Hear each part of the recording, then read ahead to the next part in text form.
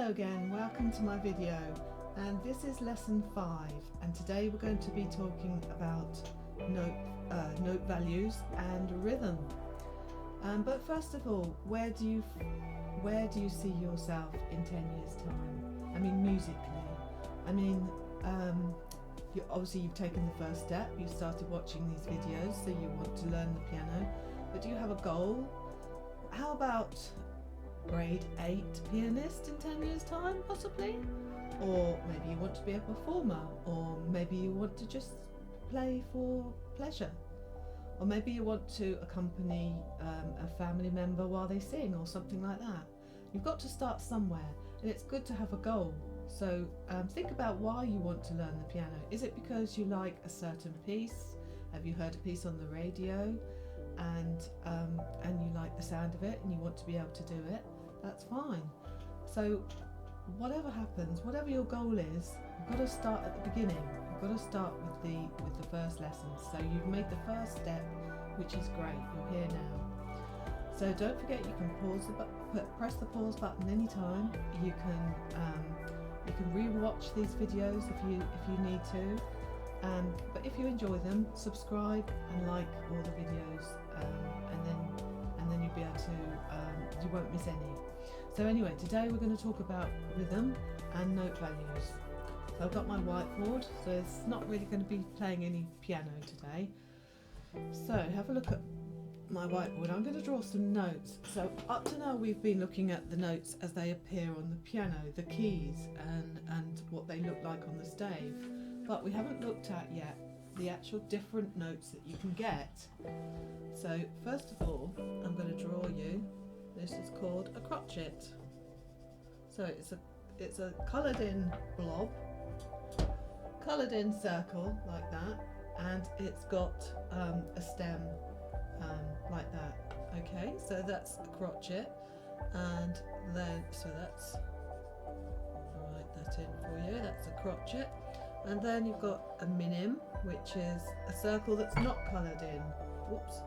A circle that's not coloured in, and it's got a stem again. Okay, so that's called a minim. And now let's have a look at another one, which looks just like a circle like that. Okay, this one is called a semi-breve. We'll just look at these three for now, although there are many others. So we've got a crotchet, whoops, that one there, and then a minim and a semi-breve. So the crotchet is 1 beat long. So if I write underneath 1 beat, and then a minim is 2 beats long, and a semi-breve is 4 beats long. Okay, so a crotchet is 1 beat long, a semi-breve is 2 beats long, a minim is 2 beats long, and a semi-breve is 4 beats long. So when I'm playing crotchets, each one is worth 1 beat. Okay, now just to explain what a beat is, I've got this thing here called a metronome. Actually, it might be a good purchase to put on your Christmas list. It's very handy. So this, you pull that out like that, and then just let it tick. And if you want a faster tick or faster pulse, you move the weight down so that it goes a bit faster, like that. So we're going to have a nice slow beat for now. Now every piece of music has got a beat and or a pulse. Sometimes it's referred to as a pulse.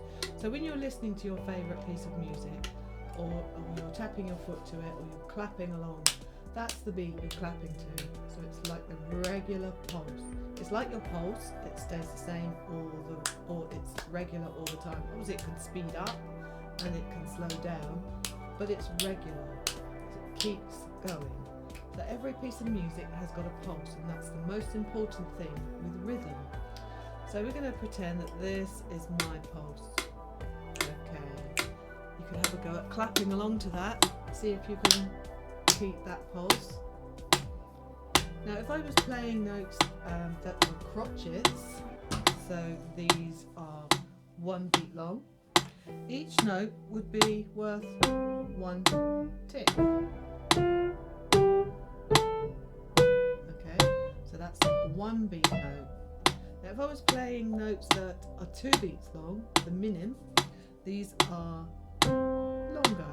I hold them down for 2 ticks.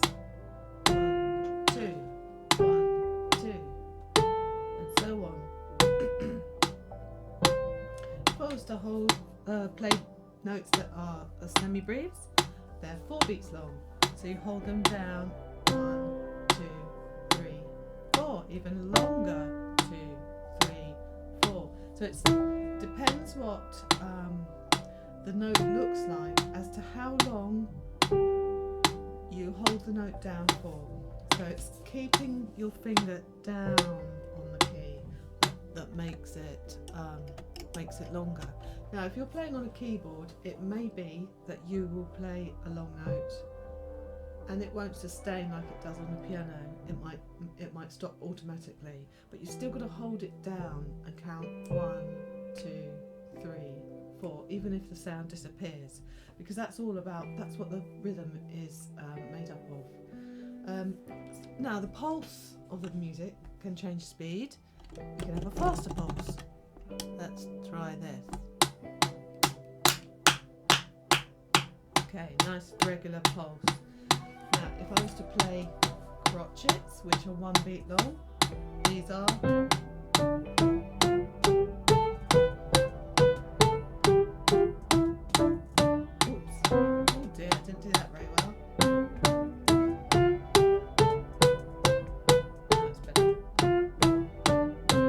these are 1 beat long. And now minims are 2 beats. And then semi-breathes. 3, 4, 1, 2, 3, 4. So you notice that the pulse stays the same. Sorry, the note values stay the same. The note values don't change, but the pulse can speed up or slow down. But you still hold the right amount of beats for each of the note values. So we could have a really slow beat, 2, 3, 4. Crotchets, because it's a slower pulse, it's a slower note. And then the semi-breathe is going to be crazy slow. Ready? 2, 3, 4. 1, 2, 3, 4, and so on. Okay, so that's just a little bit about note values. And next time we're going to look at some time signatures, which I'll tell you about next time. So these are just the note values. Crotchets, 1 beat. Minims, 2 beat. Semi-breathes, 4 beats. So I'll see you in the next video. Bye bye.